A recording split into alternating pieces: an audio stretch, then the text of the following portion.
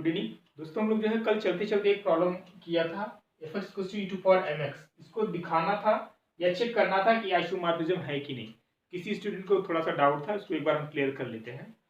तो आइसोमॉर्फिज्म दिखाने के लिए आपको दिखाना पड़ेगा उस फंक्शन को कि वो होमोमॉर्फिज्म है और बाइजेक्टिव है। ठीक है, होमोमॉर्फिज्म दिखाने के लिए आपको करना क्या होगा, एक हम लोग मैप डिफाइन करते हैं इस तरीके से, f is a map from GO to G dash O dash. It mean simply एक आपका अलजेब्रिक स्ट्रक्चर ये है, यानी ग्रुप इस ऑपरेशन में डिफाइंड है।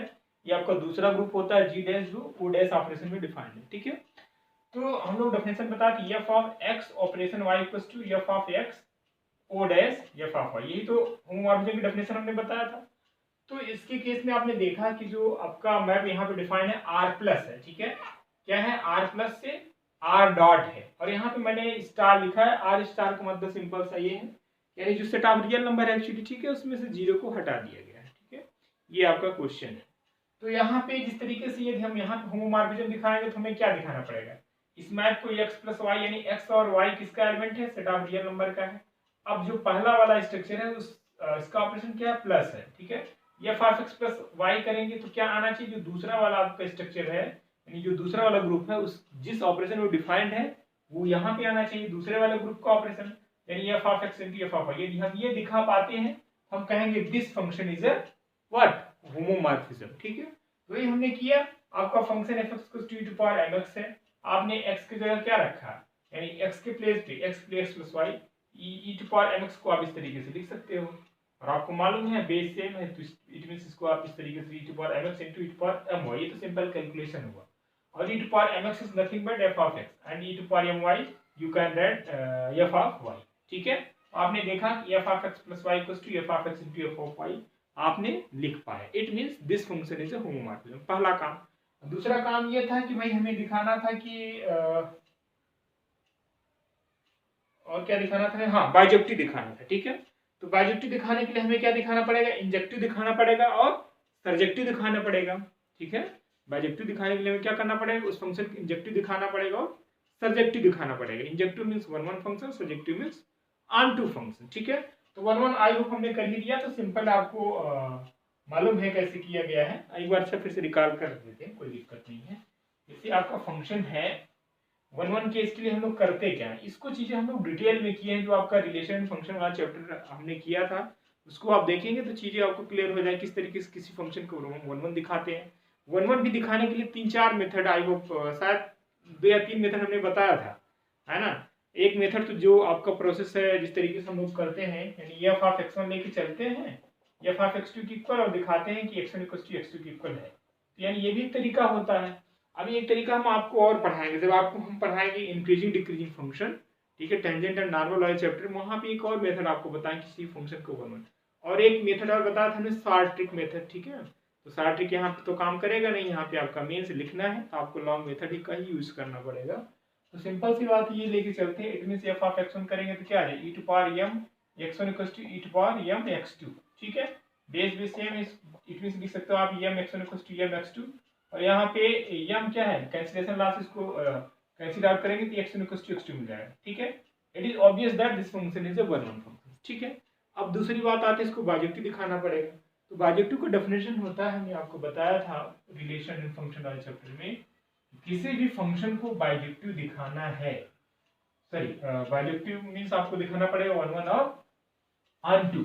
तो ऑन टू वन तो आपको समझ में आ ही गया। अब ऑन टू कैसे दिखाते हैं इस चीज को समझ लीजिए, जरूरी है, क्योंकि आपके एग्जाम में एक क्वेश्चन डेफिनेटली है, तो इनवर्स के लिए पूछ लेता है, कोई फंक्शन दे देता है उसका आप इनवर्स निकालिए, तो वहां पर भी जरूरत पड़ती है। तो जैसे मैं ये कहूँ कि आपका कोई मैप है, या फिर जो map from x to y, ठीक, जो ऑन का डेफिनेशन होता है, ठीक है, या जिसको सर्जेक्टिव भी बोलते हो आप, सर्जेक्टिव भी होता है। ठीक है, ये सारे नाम से आप फेमिलियर रहिए ताकि एग्जाम पेपर में कुछ भी दे आपको कंफ्यूजन ना हो। यानी देखो, अब ये आपका डोमेन होता है और ये आपका कोडोमेन। इस कोडोमेन में जितने भी एलिमेंट हैं, ठीक है, वो क्या होना चाहिए, इस डोमेन के एलिमेंट के किसी न किसी के इमेज जरूर होने चाहिए। ठीक, यूं कहें each element of y is the image of some element of x। ये आपका डेफिनेशन होती है बुकिश लैंग्वेज में, ठीक है।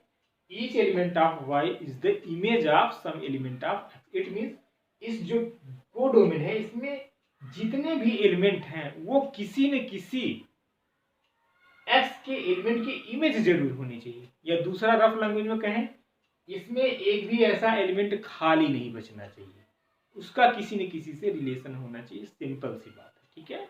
ये इसकी जो है ऑन टू की डेफिनेशन। और एक डेफिनेशन हम और लिखते हैं, for every Y belongs to capital for every Y belongs to capital there exist X belongs to capital such that F of X equals to Y, ठीक है। ये तो जस्ट बुक की लैंग्वेज हो गई, ज्यादातर हम लोग इसको भी यूज करते हैं। किसी भी फंक्शन को ऑन टू दिखाने का मतलब यही है इस कोडोमेन में जितने भी एलिमेंट आ रहे हैं वो डोमेन की किसी न किसी एलिमेंट की इमेज जरूर होनी चाहिए, या यूं कहे इसकी जो है प्री इमेज जरूर मिलनी चाहिए, ठीक है। यहाँ पे जो होता है ना, इसे क्या होता है y equals to F of X, ठीक है। तो y जो है क्या है, x की इमेज है, और ये जो x होता है क्या होता है एफ इनवर्स y, ये x क्या है, y का प्री इमेज है, ठीक है। y x का इमेज है और x y का प्री इमेज है, ठीक। ये ध्यान रखना। अब आप आइए क्वेश्चन पे। क्वेश्चन आपका ये था कि यहाँ पे आपका map R to R star है, ठीक है। कहां से है, सॉरी यहाँ पे आपका मैप R से R स्टार है, ठीक है।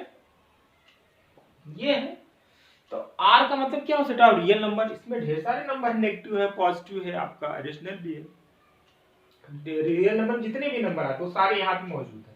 वही चीज यहाँ पे आर स्टार का मतलब यहाँ से जीरो आप हटा दीजिए, ठीक है। साहब मैंने जीरो मैं आर स्टार डिफाइन किया था, तो जीरो आप हटा दीजिए। यदि नहीं दिया है तो यहाँ पे भी जीरो इंक्लूड रहेगा, ठीक है। तो अब देखेंगे जो फंक्शन आपका था y इक्वल्स टू क्या था, यानी f ऑफ x कहें या y कहें, e टू पावर mx था, ठीक है। अब हमको दिखाना है ये ऑन टू है या ऑन टू नहीं चेक करना है, ठीक है। तो सिंपल सी बात है, देखा जाए तो ये क्या है, यानी f x equals to e to power mx। अब आपको मालूम है इसका एक तरीका और भी होता है कि इसको fx को y पुट करो, फिर x के फॉर्म में लिखो, ठीक है। x के फॉर्म में लिखो, फिर जो y की सभी वैल्यू के लिए, y के सभी वैल्यू के लिए जो है, यानी यहाँ पे उसकी प्री इमेज मिलनी चाहिए। एक तरीका ये होता है, इसको मैंने छोटा सा क्वेश्चन था तो उसको हम डायरेक्ट तरीके से नहीं किया कि y माने फिर लाग लें, इसको करने की कोई जरूरत नहीं है। लॉन्ग क्वेश्चन था, डायरेक्ट हमने कर दिया था। डायरेक्ट इन द सेंस यहाँ से आप इस तरीके से कहेंगे, क्योंकि आपको मालूम एक्सपोनेंशियल फंक्शन है, इसकी वैल्यू हमेशा ग्रेटर देन जीरो होगी, आपको मालूम है। तो वही चीज हमने लिखा है e to power mx is greater than zero. अब आपको मालूम है यहाँ पे, अब यहाँ पे कुछ भी वैल्यू दो x की आप कुछ भी वैल्यू दोगे, ठीक है। जब आप x की वैल्यू दोगे कुछ भी, तो क्या मिलेगा, मान लो सपोज करो 1 दिया, ठीक है। तो e टू पावर m हो गया, m कोई आपका नॉन नेगेटिव इंटीजर नंबर है, ठीक है। तो -2 e टू पावर -2 करेंगे तो भी क्या हो जाएगा, e टू पावर 2 स्क्वायर, तो वो भी क्या होगा, ग्रेटर देन जीरो ही तो होगा। हर केस में क्या हो जाएगा, ग्रेटर देन जीरो। x की प्रत्येक वैल्यू के लिए e टू पावर mx की वैल्यू क्या होगी, ग्रेटर देन जीरो होगी। अब जैसा कि हमने कहा ये r स्टार है कोडोमेन में, यहाँ पे नेगेटिव भी तो रहा होगा, यहाँ पे जीरो मान लो, जीरो हटा देते थोड़ी देर के लिए, -1/2 भी तो रहा होगा, -2 भी तो रहा होगा। तो यानी ये जो -1 है या -2 है, ये ऐसे एलिमेंट बच जा रहे हैं, तो जितने भी नेगेटिव वाले इंटीजर हैं वो सारा एलिमेंट क्या हो जा रहा है, वो x के किसी न किसी एलिमेंट की इमेज नहीं हो पा रहे हैं भाई। अब आप x की कुछ भी वैल्यू यहाँ पे रखो, ये नेगेटिव आएगा ही नहीं, हमेशा ग्रेटर देन जीरो मिलेगा। और जबकि इस कोडोमेन में नेगेटिव वाले भी तो नंबर मौजूद हैं। हमने बताया ऑन टू होने के लिए क्या, कोडोमेन में एक भी एलिमेंट नहीं बचना चाहिए, ठीक है। अब यहाँ पे सारे नेगेटिव बच जा रहे हैं, जो पॉजिटिव हो वो तो किसी न किसी एलिमेंट की इमेज होते जा रहे हैं, ठीक है। आपने 1 रखा तो e स्क्वायर आ गया, 2 सॉरी e आ गया है ना, 2 रखा e स्क्वायर आ गया, 3 रखा e क्यूब आ गया, 4 रखा e 5 आ गया, सबकी मिलती जा रही, ठीक है, सबकी इमेज मिलती है। लेकिन आपने जैसे है क्या कहते हैं, जो -1 -2 है, ये ऐसे एलिमेंट हैं आर स्टार के कोडोमेन के जो किसी भी एलिमेंट से क्या है, अटैच नहीं है, एसोसिएट नहीं है, ठीक है। और ऑन टू होने के लिए क्या होना पड़ता है, सिंपल से एक मान रखिए, यहाँ पे एक भी एलिमेंट खाली नहीं होना चाहिए, ठीक है। कोडोमेन की एक भी एलिमेंट खाली नहीं होनी चाहिए, सब किसी न किसी के एलिमेंट की क्या होनी चाहिए, इमेज होनी चाहिए, हमने बताया। और यहाँ से आप देख पा रहे हैं कि e टू पावर mx सबकी वैल्यू के लिए, चाहे जो वैल्यू दो x की, चाहे नेगेटिव देंगे तब वो पॉजिटिव देंगे तब भी नेगेटिव। यानी ये जो आर स्टार है, जो सेट आउट किया, में से नेगेटिव नंबर भी तो आते हैं, तो नेगेटिव नंबर क्या आ जा रहा है, छूट जा रहा है, उनका किसी से रिलेशन ही नहीं बन रहा है। ऑन टू का डेफिनेशन होता है कि जितने भी कोडोमेन एलिमेंट हैं सभी एलिमेंट किसी न किसी डोमेन के एलिमेंट्स का यानी इमेज होना चाहिए। ये जो एलिमेंट नेगेटिव वाले हैं सारे छूट जा रहे हैं, ठीक है। इसलिए जो है क्या होगा, ऑनटू नहीं होगा, सर्जेक्टिव नहीं होगा। जब सर्जेक्टिव नहीं होगा तो बाइजेक्टिव नहीं होगा, जब बाइजेक्टिव नहीं होगा तो आइसोमॉर्फिज्म नहीं होगा। वही हमने लिखा है e to power x greater than 0। 0 आप चाहो तो आप 0 यहाँ से हटा दो, बल्कि सिर्फ ये लिखो आर नेगेटिव, क्योंकि मैंने आर स्टार लिख दिया है। आर स्टार का मतलब यहाँ पे ये है कि 0 जो है इसको हटा दिया है, 0 इस सेट से रिमूव कर दिया गया, ठीक है। तो R negative integer have not preimage in R. वही हमने कहा कि जितने इसमें एलिमेंट हैं सबके इमेज मिलने चाहिए। तो जितने भी नेगेटिव है पॉजिटिव वाले के तो मिल रहे हैं, ठीक है।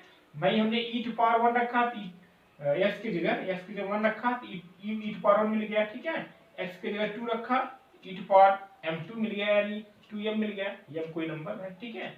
तो सारे इमेज मिलते जा रहे हैं, सारे पॉजिटिव। जितने भी नेगेटिव हैं, जो नेगेटिव वाले नंबर वो किसी न किसी लेवल की इमेज नहीं हो पा रहे हैं, इसलिए R2 नहीं। वही चीज हमने लिखा है, for all negative integer have not preimage in R, so f is not surjective. जब सर्जेक्टिव नहीं होगा या बाइजेक्टिव नहीं होगा, बाइजेक्टिव होने के लिए सर्जेक्टिव होना पड़ेगा, और आइसोमॉर्फिज्म होने के लिए बाइजेक्टिव होना पड़ेगा, ठीक है। तो आपको लिखना पड़ेगा hence f is not surjective, so it is not a bijective, hence f is not isomorphism. जब ये बाइजेक्टिव नहीं होगा तो आइसोमॉर्फिज्म नहीं होगा, बस सिंपल सी बात है, ठीक है। और ज्यादा डिटेल में और आपको चीजें थोड़ी सी कम समझ में आए तो रिलेशन फंक्शन वाला चैप्टर देखिए, उसमें जो है 1 ऑन 2 पे ढेर सारे प्रॉब्लम्स किए गए हैं, ठीक है। तो आपको और चीजें क्लियर होगी, हालांकि इसमें कोई दिक्कत अब नहीं होनी चाहिए, फिर भी आता है तो आप जो है रिलेशन फंक्शन वाला चैप्टर आप देखिए, आराम से जो डाउट है आपका क्लियर हो जाएगा। चलिए क्वेश्चन पे आते हैं, कुछ और क्वेश्चन कर लेते हैं हम लोग। जैसे एक दो क्वेश्चन आपके एक जीआईसी में क्वेश्चन आया था, हम बात कर लेते हैं उसकी। वो था आपका जो है एफ ऑफ, इसको रिमूव कर दिया जाए,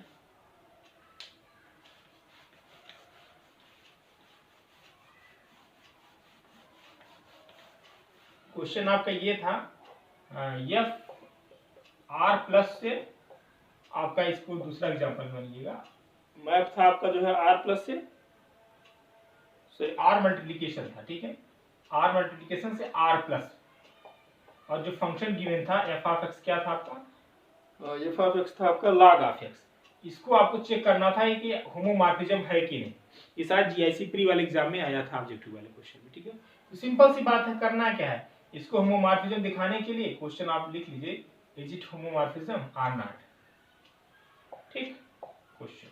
तो सिंपल सी बात है, क्या करेंगे, F of X into Y, इस वाले ग्रुप का क्या है, ऑपरेशन मल्टीप्लीकेशन है, एक्स इंटू वाई करो, यहाँ पे क्या है प्लस है, यानी यहाँ पे क्या आना चाहिए, X plus F of Y, ये आना चाहिए। यदि आप ये चीज दिखा पाते हो तो कहोगे एफ क्या है, होमोमॉर्फिज्म, ठीक। तो चलो करते हैं, यानी F of X into Y करेंगे तो क्या हो जाएगा भाई आपका एफ यानी log of X into Y, ठीक है। यहाँ से क्या आ जाएगा log of X, log of Y आपको पता है log m इंटू n क्या होता है, log m plus log n, ठीक है। जो फॉर्मूला यूज करो साइड में लिखो, जरूरी है, ठीक है। log mn क्या होता है, log m plus log n, ठीक है भाई। चलो, तो यहाँ से आ जाएगा log x nothing but what fx, ठीक है। ये आप लिख लिया fx, और ये आपका क्या हो जाएगा, यहाँ पे प्लस f ऑफ y हो जाएगा। तो आपने देखा f of x into Y equals to what, f of x plus f of y, it means so f is homomorphism. छोटा सा क्वेश्चन एक ये है, आया भी था जैसा शायद प्री में आई होप आया था एग्जाम में, ठीक है। इस तरीके से कोई भी क्वेश्चन हो आप इजीली होमोमॉर्फिज्म आइसोमॉर्फिज्म आप दिखा सकते हैं। आई होप ये क्वेश्चन आपको एग्जाम में मिल सकता है, इस प्रॉब्लम पे होमोमॉर्फिज्म है आइसोमॉर्फिज्म दिखाने। होमोमॉर्फिज्म दिखाने के लिए एक डेफिनेशन की जरूरत पड़ेगी, आइसोमॉर्फिज्म पूछता है तो आपको होमोमॉर्फिज्म भी दिखाना पड़ेगा, और आपको दिखाना पड़ेगा जो है इंजेक्टिव भी दिखाना पड़ेगा, और बाइजेक्टिव। तो एग्जाम में क्वेश्चन ज्यादातर इस तरीके से पूछे जाते हैं कि एक क्वेश्चन में सारा चीजें आपसे पूछ ली जाए। यदि आइसोमॉर्फिज्म पूछेगा तो वहाँ पे होमोमॉर्फिज्म भी आपसे टेस्ट कर लेगा कैसे आप निकाल पाते भी नहीं, और आपका 1-1 भी निकालना पड़ेगा, और जो है ऑन2 भी निकालना पड़ेगा, ठीक है। चलिए नेक्स्ट क्वेश्चन और ले लेते हैं, छोटे छोटे क्वेश्चन एक दो और, थोड़ा सा आपकी प्रैक्टिस हो जाएगी। जैसे मैं आपसे ये कहूँ कि भाई यह प्लस जो है, दूसरा क्वेश्चन देखिए, ये सब शॉर्ट में आ सकते हैं, ठीक है। जो मेरी शॉर्ट क्वेश्चन 5-5 नंबर की, वहां पे ये सब छोटे छोटे क्वेश्चन पूछे जा सकते हैं। दूसरा क्वेश्चन देखें, एग्जाम्पल 2, आपको कोई मैप डिफाइन है या फ्रॉम आर प्लस से आर मल्टीप्लीकेशन, ठीक है। ये आपका मैप है, तो फंक्शन क्या डिफाइन है, fx equals to e to power x। इसको चेक करना है, check that it is isomorphism, ठीक है। चेक, हमें इस तरीके से क्वेश्चन बना के लिख दे रहे हैं, आप एज एग्जांपल करके हेडिंग पे लिख लीजिएगा। चेक इज इट होमोमॉर्फिज्म और not, is it homomorphism, isomorphism लिखते हैं, थोड़ा सा बड़ा हो जाए, ठीक। तो आइसोमॉर्फिज्म के लिए पहला दिखाओ, फॉर होमोमॉर्फिज्म दिखाओ। होमोमॉर्फिज्म के लिए क्या करते हैं, एफ ऑफ एक्स प्लस है तो F of X plus Y दिखाओ, इस वाले स्ट्रक्चर का जो है मल्टीप्लिकेशन है F of X into F of Y, ये दिखाना पड़ेगा। चलो लेते हैं, तो यानी यहाँ पे फंक्शन क्या है, e to power x plus Y करो, यही तो हुआ e टू पावर x पे f of x plus Y, fx क्या है e टू पावर x है, ये f of x plus Y क्या है e to power x plus Y, इसको आप क्या लिख सकते हो e to power f of तरीके से है, बल्कि आप लिख लो, ठीक है। No f of x plus Y equals to what, e to power x plus Y, e to power x into e to power y लिख सकते हो, ठीक है। और e टू पावर x क्या है, fx है, और e टू पावर y क्या हो जाए, f ऑफ y। आपने देखा कि f of x plus y को आपने क्या लिख लिया, f of x into f of y, so f is what, homomorphism, f is homomorphism, ठीक। पहला पार्ट हो गया। अब देखना है e टू पावर x क्या है, ये 1 1 ऑन 2 है कि नहीं, तो ये 1 1 तो होगा लेकिन ऑन 2 नहीं होगा, वही प्रॉब्लम जो भी पीछे मैंने किया, ठीक है। e टू पावर x जो है 1 1 तो होगा लेकिन ऑन 2 नहीं होगा, ठीक है। रीजन सेम है कि भाई इसका जो है जितने भी नेगेटिव नंबर है उसकी प्री इमेज मिलेगी ही नहीं, ठीक है। तो for 1 1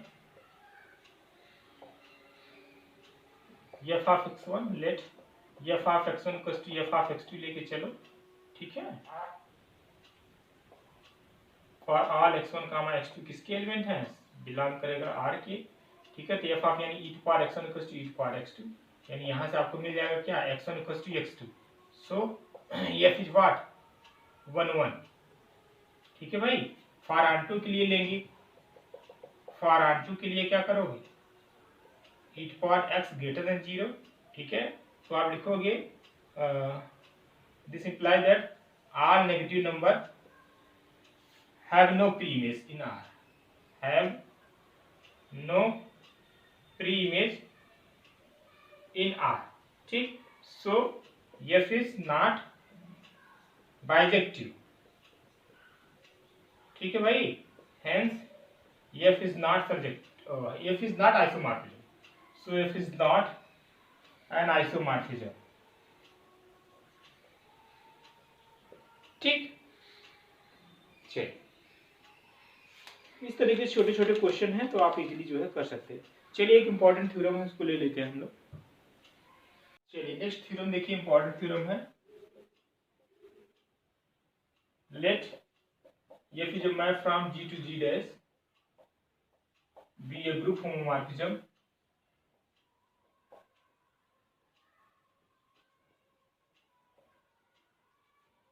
and E dash are identities of group G and G dash, then prove that first part है आपका f of e equals to e dash, second part है आपका f of a inverse, f of a inverse equals to f of a का whole inverse, ठीक है। इसका हमें proof करना है। यहाँ पे गिवन क्या है, जो मैप है f from g to g dash क्या है, ग्रुप होमोमॉर्फिज्म, और आइडेंटिटी दिया है ग्रुप g का आइडेंटिटी है और e डैश का आइडेंटिटी, e डैश तो आपको दिखाना है f of e equals to e dash and f of a inverse equals to f of a का होल इनवर्स, ठीक है। चलते हैं इसका प्रूफ करते हैं हम लोग वन बाय वन। और यहाँ पे जो मान लेते हैं next a belongs to g, ठीक है। एक कोई एलिमेंट ले रहे हैं किसका, ग्रुप g का, ठीक है। देन e ऑपरेशन a क्या होगा, a ही होगा, और किसी भी आइडेंटिटी एलिमेंट को किसी एलिमेंट को ऑपरेट कराते हुए एलिमेंट ही आता है आपका, for all a belongs to the given set. अब दोनों तरफ f ले ले रहे हैं, ठीक है। तो यानी e a equals to f of a, ऐसा कर सकते हैं, क्यों, रीजन लिख दीजिए, since f is map, map के डेफिनेशन हम लोग ऐसा लिख सकते हैं, है ना। अब आपको मालूम है f क्या है, ग्रुप होमोमॉर्फिज्म है, तो बाय डेफिनेशन आप ग्रुप होमोमॉर्फिज्म क्या लिखोगे, f ऑफ e, और यहाँ पे ऑपरेशन मैंने नहीं लिखा, अब ऑपरेशन यहाँ पे कोई मेंशन था नहीं, कुछ भी हो सकता है, ठीक है। आप चाहो तो वो भी लिख सकते हो, कोई दिक्कत नहीं, ठीक है। यहाँ पे लिखो एफ ऑफ ई, फिर एफ ऑफ ए लिखना है, ठीक है। और ये आपका एफ ऑफ ए तो ऑलरेडी है, ठीक। अब देखो हमें पहुंचना कहाँ, हमें प्रूफ करना है F of E equals to E dash, ठीक है। F of E equals to क्या दिखाना है, ई डैश दिखाना है। अब आपको मालूम है यहाँ पे रीजन जरूर लिख दीजिएगा, since F is group homomorphism, F is group homomorphism. खास कर भैया कहीं पे भी आप लिख रहे हो, जो भी आप डेफिनेशन या जो भी थ्योरम्स, जो भी फार्मूला यूज करते हो, साइड में आप जरूर लिखो सिंस करके, ठीक है। ये किस डेफिनेशन से आया, क्योंकि एफ जो है ग्रुप होमोमॉर्फिज्म। अब हमें लाना क्या है, F of equals to E dash. तो अब ई डैश कैसे आए, कैसे चीजों को माइंड में सेट करते, इस चीज को देखो। अब यहाँ पे एफ ऑफ ई, यहाँ पे क्या ई डैश आ जाए तो काम बन जाए, ठीक है। ई डैश आ जाए तो काम बन जाएगा। तो एक काम ये करते हैं, यदि आपको मालूम है किसी भी एलिमेंट के साथ आइडेंटिटी को अपडेट करते हैं तो वही एलिमेंट आता है। इसके प्लेस में हम क्या ऐसा भी तो लिख सकते हैं, एफ ऑफ ई, इसको एफ ऑफ ए वही रहने, तो यहाँ पे लिख दे क्या, ई डैश एफ ऑफ ए। अब ऐसा क्यों कर रहे हैं, ये भी तो सोचो, हमें यहाँ पे पहुंचना है। और आपको मालूम है किसी भी एलिमेंट को, ठीक है, जैसे ई आइडेंटिटी है, उस पर अपडेट कराओगे तो क्या देता, वही एलिमेंट है। यहाँ पे ई डैश मान लेते हैं, ई डैश इसलिए लिख रहे हैं क्योंकि ई डैश जो है ग्रुप जी डैश का आइडेंटिटी है, ठीक है। तो एफ ऑफ ए आ रहा है, ठीक है। एफ ऑफ ए किसका एलिमेंट हो जाएगा, F of A G dash का होगा भाई। जब ए जी का है तो एफ ऑफ ए किसका एलिमेंट हो जाएगा, जी डैश का। जो आइडेंटिटी आएगा वो कहाँ का होगा, जी का थोड़ी ना होगा, वो तो जी डैश का ही होगा। इसीलिए मैंने यहाँ पे ई डैश से मल्टीप्लाई किया, ठीक है। तो वही चीज यहाँ पे है, तो ई डैश को एफ ऑफ ए के साथ अपडेट करोगे तो क्या आएगा, एफ ऑफ ए ही तो आएगा। क्यों, क्योंकि सिंस लिखो E dash is the identity of G dash, ठीक है। रीजन लिखो E dash, since E dash is the identity of what, G dash, identity of G dash, ठीक है। तो आपने ये लिख दिया। अब कैंसिलेशन लॉ से आपका जो है, राइट कैंसिलेशन लॉ से F of A cancel out हो जाएगा। तो यहाँ पे बचेगा क्या, F of equals to E dash. Hence proved part, first वाला पार्ट हो गया। आप रीजन लिखो बाय राइट कैंसिलेशन लॉ, ठीक है। पहला पार्ट हो गया, इसको आप देख लीजिए और इसको अच्छे से नोट कर लीजिए, ठीक है। दूसरे पार्ट में हम लोग पहुंचते हैं, ठीक है।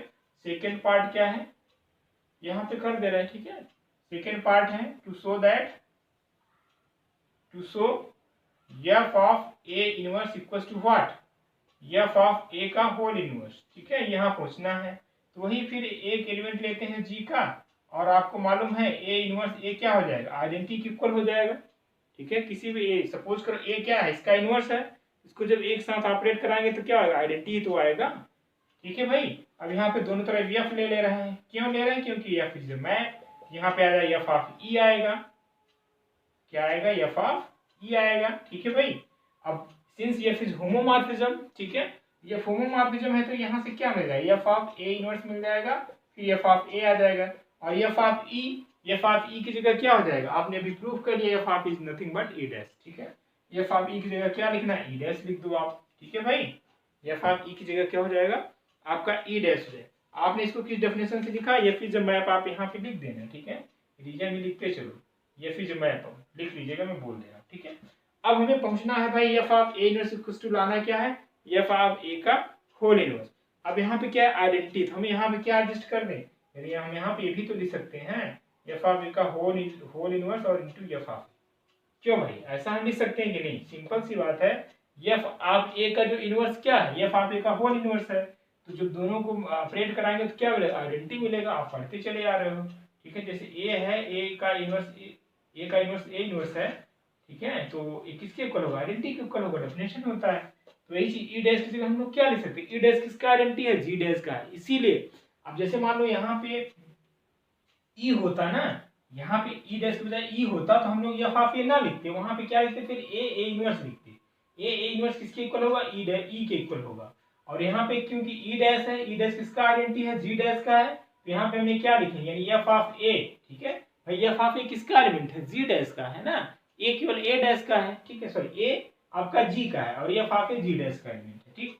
इसलिए हमने F of A inverse into F of A लिख सकते हैं, which is equals to E dash, ठीक है। अब यहाँ पे फिर राइट कैंसिलेशन ना लगाओ, तो यहाँ से क्या मिल जाएगा, F of A inverse into F of A क्या हो जाएगा, F of A cancel out हो जाएगा यहाँ से, यानी F of A inverse equals to what, F of A का होल इनवर्स, ठीक है भाई। ये आ जाएगा, हेंस प्रूव्ड, ठीक है। आई होप समझ में आ गया, सिंपल प्रूफ है इसका, आप इसको माइंड में रखिएगा। चलिए नेक्स्ट डेफिनेशन की बात कर लेते हैं हम लोग, इसको भी आप नोट कर लीजिए। चलिए आपके सामने बोर्ड पर डेफिनेशन है साइक्लिक ग्रुप की, क्या लिखा मैंने इसको आप पहले देख लीजिए। A group G is said to be cyclic if it contains an element A such that every element of G can be represented as the sum integral power of A. The element A is called the generator of G and is denoted by this much. ठीक है, G equals to A to power K, K is the element of the integer। यानी जो cyclic group होता है इसका मतलब simple सा ये है, उस ग्रुप में एक एलिमेंट एक से ज्यादा होगा, ठीक है, एटलीस्ट हमेशा दो एलिमेंट तो हमेशा मिलेंगे किसी भी, यानी कोई ग्रुप साइक्लिक है उसको जो जनरेटर होंगे ना, अक्सर पूछता है आपके ऑब्जेक्टिव टाइप क्वेश्चन में, find the number of generator, कोई दे देगा साइक्लिक ग्रुप, ठीक है, कह देगा कि उसका जो है नंबर ऑफ जनरेटर निकालिए, तो दो जनरेटर जरूर होंगे। कौन कौन सा? उस ग्रुप का एक एलिमेंट है उसकी जो इनवर्स होगा, ठीक है, वो जो दो जनरेटर हमेशा होते हैं किसी भी साइक्लिक ग्रुप के, ठीक है। तो अब यहाँ पे बात आती है कि साइक्लिक ग्रुप होता क्या है। जैसे मैं एक एग्जांपल के थ्रू समझाता हूँ, आपको ज्यादा समझ में आएगा। जैसे हम कहेंगे क्यूब रूट ऑफ यूनिटी ले लें, ठीक है, क्यूब रूट ऑफ यूनिटी क्या होता है, यानी जो है G equal to 1 omega omega square. अब यहाँ पे जो एलिमेंट है क्या है, 1 ओमेगा ओमेगा स्क्वायर। इसमें अब एक इसको हम कह रहे हैं it is a cyclic group. Cyclic group होने के लिए इस ग्रुप में एक एलिमेंट ऐसा जरूर होगा जिसको हम क्या लिखते हैं, उसको as a some integral power लिख सकते हैं, ठीक है। ऐसे लिखने का मतलब यहाँ पे तात्पर्य ये है कि सिंपल सा मतलब कोई एलिमेंट एक ऐसा होगा जिसको हम जो है उसकी पावर को बढ़ाते जाएंगे तो इसमें जितने भी एलिमेंट आ रहे हैं सारे एलिमेंट आपको मिल जाएगा, वही उसी एलिमेंट को बोलते हैं generator off the cyclic group, ठीक है। जैसे मैं बात करूँ क्या 1 ऐसा एलिमेंट है जिससे हम सारे एलिमेंट को पा सके, बिल्कुल नहीं है। 1 की पावर करेंगे भाई, पावर का यहाँ पे मतलब समझ रहे हैं भाई, जो ग्रुप जिस ऑपरेशन में डिफाइंड है, ठीक है, पावर का मतलब यहाँ पे ये। अच्छा, ओमेगा क्या ऐसा एलिमेंट है जो हमें सारे एलिमेंट दे दे इस ग्रुप का। चलो देखते हैं, ओमेगा 1 करते हैं तो क्या मिलेगा, ओमेगा इसमें मौजूद है। ओमेगा स्क्वायर करते हैं तो भी ये आपके पास है, ठीक है। ओमेगा क्यूब करते हैं तो ओमेगा क्यूब का वैल्यू 1 होता है। आपने देखा ओमेगा को हम लोग एज ए इंटीग्रल पावर लिखते जा रहे हैं, इस ग्रुप में सारे एलिमेंट जो है मिल गए, it means it is cyclic group, ठीक है। क्या है, cyclic group generated by what, generated by omega, ठीक है। ये जो है क्या है, साइक्लिक ग्रुप है, किससे जनरेट कर रहा है, ओमेगा से जनरेट कर रहा है। तो जरूरी नहीं एक से ज्यादा भी एलिमेंट हो सकते हैं, और हमने बताया है कि साइक्लिक ग्रुप में एक जो एलिमेंट हो रहा है उसका जो इनवर्स होगा पक्का उसको जनरेट करेगा, ठीक है। तो आपको हमने कई बार इसको एग्जांपल दे रखा है कि जो ओमेगा की इनवर्स क्या होता है, inverse of omega is what, omega square होता है ना इसका इनवर्स, यानी ओमेगा स्क्वायर भी एक ऐसा एलिमेंट जरूर एग्जिस्ट करेगा इस ग्रुप में, साइक्लिक ग्रुप में, जो क्या करेगा, वो जनरेटर का काम करेगा, ठीक है।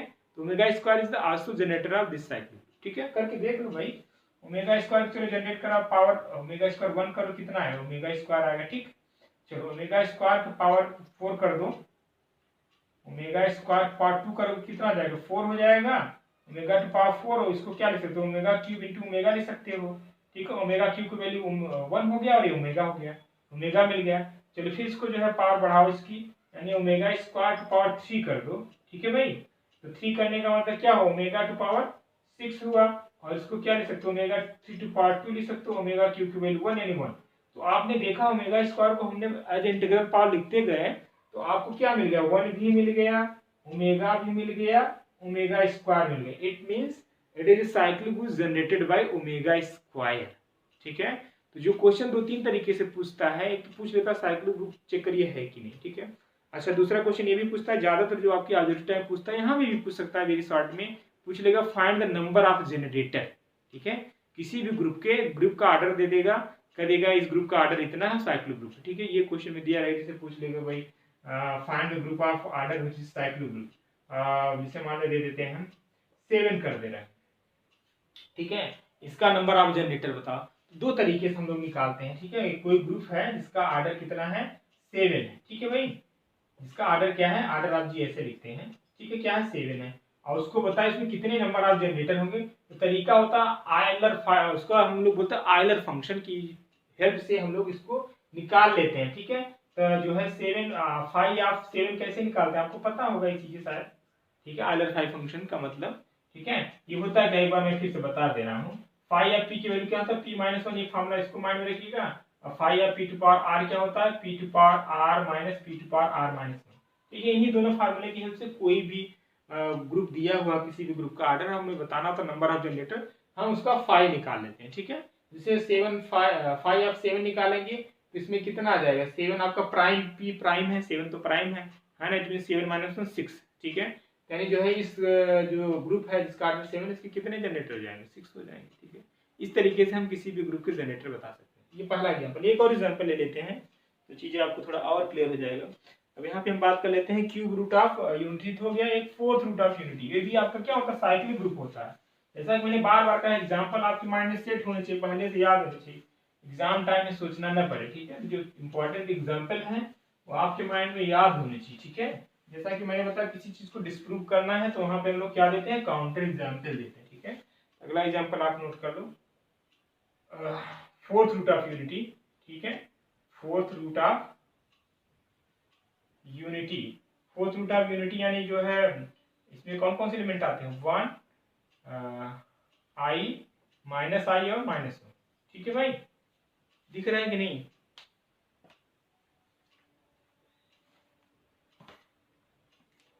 चलो ठीक है, तो इसके एलिमेंट क्या होगा मैं बोल दे रहा हूँ, 1 है, आई है, पढ़ते आ रहे हैं, कई बार आपने देखा फोर्थ रूट ऑफ यूनिटी, फिर से लिख दे रहे हैं 1 माइनस 1 आई और माइनस। ठीक, अब इसमें बताया एक साइक्लिक ग्रुप होगा तो यानी इसके जो एलिमेंट है क्या होगा, कोई ना कोई जनरेटर होगा।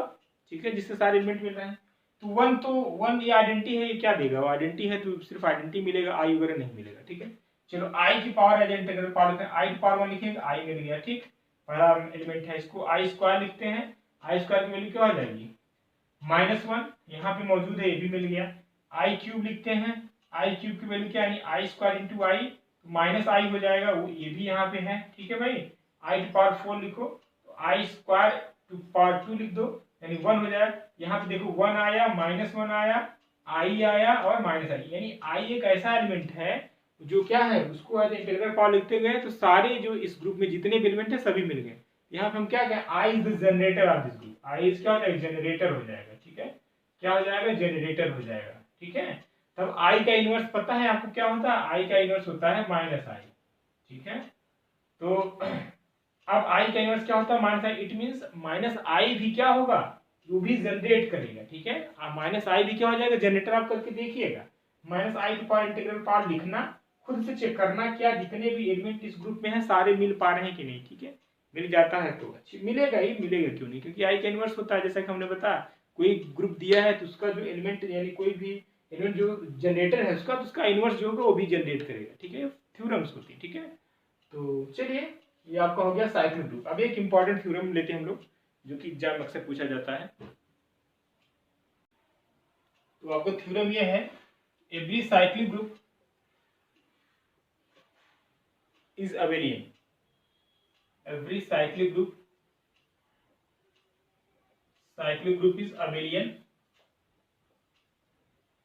but converse need not be true, but converse need not be true।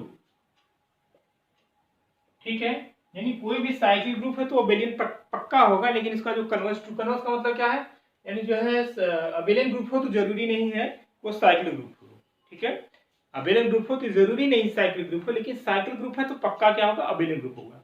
ये इंपॉर्टेंट थ्योरम में कई बार आपकी जो है एज ए स्टेटमेंट में ट्रू फॉल्स में पूछ लिया जाता है। ठीक है, यहाँ पे 2-3 स्टेटमेंट दिए, कौन सा ट्रू है आपको टिक करना होता है, तो आपको जैसे सारे रिजल्ट याद होते हैं आप टिक करके चलिए, लेकिन यहाँ पे प्रूफ पूछा जाएगा तो प्रूफ क्या होगा, चलिए देखते हैं हम लोग। तो वही मानते हैं, let G be a cyclic group, cyclic group है तो कोई ना कोई इसमें एलिमेंट एक जरूर होगा जो जनरेट कर रहा होगा। ठीक है, let G be a cyclic group generated by an element A. ठीक है, जनरेटेड बाय ए। ठीक है, मान लेते हैं कोई चीज साइक्लिक ग्रुप है जो ए एलिमेंट है उसका, और क्या कर रहा है वो, जनरेट कर रहा है। ठीक है, it means A belongs to G करेगा ही, दैट इज, अभी हमने साइक्लिक ग्रुप का डेफिनेशन बताया, क्या बताया है, G equals to A to power K is the set of, K belongs to the set of integer. ठीक है भाई, अब करना क्या होता है, अभिलेख दिखाने के लिए सिंपल सा फंडा है कि आप क्या दिखा दो, कम्यूटेटिव दिखा दो, ठीक है। तो कम्यूटेटिव यानी इसके दो एलिमेंट लेते हैं, एक्स और Y, let X and Y belongs to the G. अब इसके जो एलिमेंट होंगे किस टाइप के होंगे, इसी टाइप के होंगे, ठीक है। भाई कोई बाप है, मान लो कोई पांडे है तो उसका लड़का क्या होगा, वो भी तो समथिंग पांडे कोई होगा, है ना। उसका जो शकल कुछ इसी से मैच करेगी। तो एक्स इक्वल टू क्या हो जाएगा, मान लो ए टू पावर k1 हो जाएगा, एंड वाई इक्वल टू क्या हो जाएगा, ए टू पावर k2 हो जाएगा, where k1 and k2 belongs to the integer. क्यों भाई, ठीक है, इसके एलिमेंट इसी टाइप के तो होंगे। अब हमें जैसा कि दिखाना क्या है, उसको कम्यूटेटिव दिखाना है, तो हमें यहाँ पे पहुंचना होगा, X Y equal to what, X into Y, ऐसे ऐसा दिखा पाते हैं, हम कहेंगे कि this cyclic group is an abelian group, ठीक है। चलो लेते हैं consider X Y equal to what, A to power k1 और ए टू पावर k2 यहाँ लिख लो, ठीक है, ए टू पावर k2, बेस पे सेम है, पावर को ऐड कर दो, k1 प्लस k2 कर दो। क्यों भाई, ऐसा लिख सकते हो ना। अब इसको आप ये भी तो लिख सकते हो, ए to power k2 plus k1 लिख सकते हो। क्यों, एडिशन है, कम्यूटेटिव तो होता ही है ना, ऐसा तो आप लिख सकते हो ना। k1 प्लस k2 को क्या लिख सकते हो, k2 प्लस k1, ठीक है ये। तो अब इसको आप ये भी तो लिख सकते हो भाई, A to power k2 into A to power what, k1, और A to power k2 is nothing but y, ठीक है। ये किसके इक्वल है, y, और ये किसके इक्वल है, आपने यहाँ पे क्या प्रूव कर दिया, x into Y equal to what, y into X, ठीक है। यही तो for all X comma Y belongs to the group G, ठीक है भाई, आ गया। It means hence G is an abelian group, ठीक है। So hence G is an abelian group, important result है, इसको आप माइंड में रखिए। माइंड में क्या, इसका प्रूफ भी माइंड में रखो, hence G is an abelian group, ठीक है। अब इसका कन्वर्स पार्ट करना है। कन्वर्स पार्ट का मतलब क्या हुआ, इसका मतलब हुआ क्या, यानी ये कि काउंटर एग्जांपल देना पड़ेगा, ठीक है। क्या देना पड़ेगा, काउंटर एग्जांपल देना पड़ेगा। इट मींस आपका क्या होगा, यानी एन अबेलियन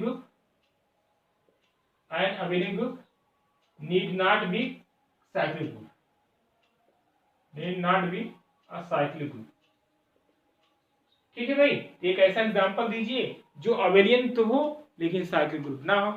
सिंपल सा है, जो क्लाइंस 4 ग्रुप हम लोग जिसको बात किए थे, V4 जिसको बोलते हैं, या K4 भी कुछ लोग बोलते हैं, EABC। अब इसका प्रूफ हमने दे रखा है, आपको याद होगा 2-3 लेक्चर पहले हमने दिया था ना कि EABC जो है एक ऐसा एलिमेंट है जिसको दिखा था कि ये जो है अबेलियन ग्रुप होता है, ठीक है। इसमें केस फर्स्ट, केस सेकंड करके हमने दिखा था। एक बार हमने लिया था जो है V इक्वल टू E लिया था, फिर EA लिया था, फिर EAB लिया था, फिर EAC लिया था, करके हमने कई केस में इसको दिखाते क्या अबेलियन ग्रुप है। इसका प्रूफ आप वहां से देख लीजिएगा, ठीक है। अच्छा, अब इसको ये दिखाना है कि भाई साइक्लिक ग्रुप नहीं है, तो ऑब्वियस सी बात, इसमें ऐसा कोई भी एलिमेंट नहीं है जिसको आप एज ए इंटीग्रल पार्ट बढ़ाते जाओ तो आपको सारे एलिमेंट में, यानी कोई जनरेटर नहीं है इसका, ठीक है। तो आप ऑब्वियस सी बात, it is not cyclic group, it is not cyclic group, बस हेंस कंप्लीट द प्रूफ, ठीक है। ये रहा आपका कंप्लीट प्रूफ। चलिए नेक्स्ट क्वेश्चन। चलिए इस क्वेश्चन को देखिए। क्वेश्चन से पहले जो है एक थ्योरम, इंपॉर्टेंट थ्योरम जिसको आप बोलते हैं लैग्रेंज थ्योरम, काफी इंपॉर्टेंट थ्योरम, इसके बेस्ड क्वेश्चन अक्सर एग्जाम में आपसे पूछे जाते हैं, ठीक है। तो यहाँ पे पहले थ्योरम देख लिया, होता क्या है, लेट जी भी आप कोई फाइनाइट ग्रुप है, ठीक है, then order of subgroup of G divide the order of group, ठीक है। यानी कहने का मतलब यह है, यानी कोई भी जी क्या है आपका ग्रुप है, ठीक है, एच क्या है मान लो उसका कोई सबग्रुप है, तो हमेशा जो सबग्रुप होता है ग्रुप के ऑर्डर को क्या करता है, डिवाइड करता है, यही लैग्रेंज थ्योरम है, ठीक है। अब क्वेश्चन पे आते हैं।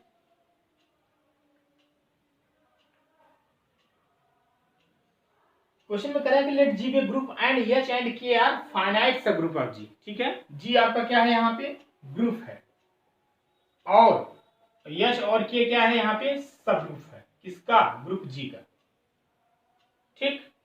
तो आपको निकालना है, और अच्छा यहाँ पे गिवन है जिसका ऑर्डर ऑफ एच दिया है, इस सब ग्रुप का 9 दिया है, और ऑर्डर ऑफ के कितना गिवन है आपका 20 दिया है। Then find the number of distinct element in H K, ठीक है।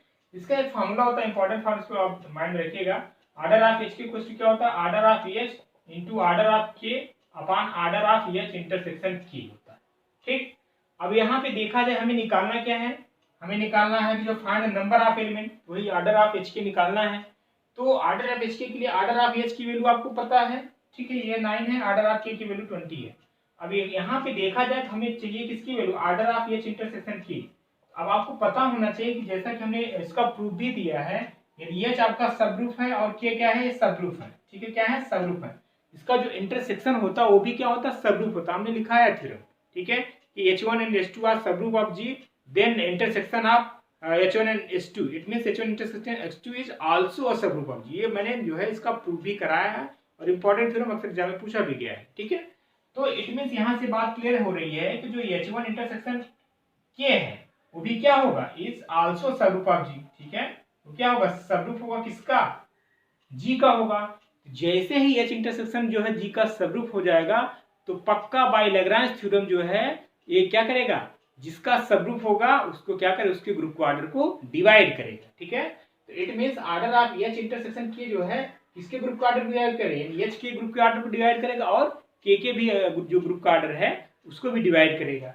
अब यहाँ पे देखा जाए तो जो H इंटरसेक्शन के होगा, अब 9 और 20 का जो है कॉमन डिवाइजर क्या होगा, 1 होगा, है ना। वही एक ऐसा नंबर है जो दोनों को डिवाइड करेगा, H को, यानी ऑर्डर ऑफ H को भी डिवाइड करेगा ऑर्डर ऑफ के। यानी यहाँ से बात क्लियर हो गई कि जो ऑर्डर ऑफ H इंटरसेक्शन के आएगा वो क्या हो जाएगा, 1 हो जाएगा, ठीक है। बात समझ आ रहा है कि नहीं, सिंपल सा बात है भाई। ऑर्डर ऑफ हमें H के निकालना है, फार्मूला ये होता है आपके पास है, ठीक है। ऑर्डर ऑफ H की वैल्यू गिवन है, ऑर्डर ऑफ के की वैल्यू गिवन है, ऑर्डर ऑफ H इंटरसेक्शन चाहिए। हमने जैसा कि फार्मूला का एज ए थ्योरम कराया है कि H कोई आपका सबग्रुप है, के भी कोई सबग्रुप है, उसका जो इंटरसेक्शन आएगा वो भी सबग्रुप होगा। लैग्रेंज थ्योरम ये कहता है कि भाई let G be a finite group, then order of subgroup divide the order of group, ठीक है। हमेशा जो ग्रुप का सबग्रुप का ऑर्डर होगा हमेशा ग्रुप के ऑर्डर को डिवाइड करेगा। तो भाई जब H इंटरसेक्शन भी सबग्रुप हो जाएगा, है ना, H और K का, ठीक है। तो जो H ऑर्डर ऑफ H है, ऑर्डर ऑफ K है, इसको क्या करेगा, H order of H intersection के डिवाइड करेगा।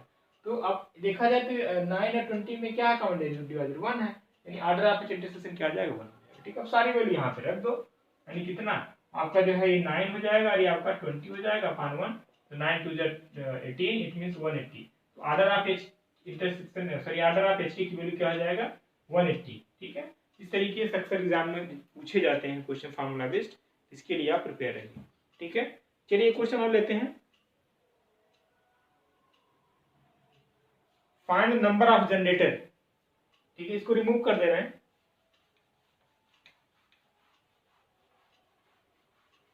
जल्दी से जो लोग अभी जुड़े हैं वो क्या करें, थोड़ा सा स्पीड से चीजों को देख लें, ठीक है। देखिए हमारा जितना जल्दी सिलेबस खत्म हो जाएगा उतना हमारे पास जो प्रेशर है, हम लोग सोच रहे हैं एक बार कोशिश करेंगे जो है रिवीजन इन द सेंस कि जो है प्रैक्टिस से ज्यादा जितना कर पाएंगे ना उतना आपके लिए फायदा हो जाएगा। ये चीजें तभी पॉसिबल है जब हमारा सिलेबस टाइम से फिनिश हो जाए।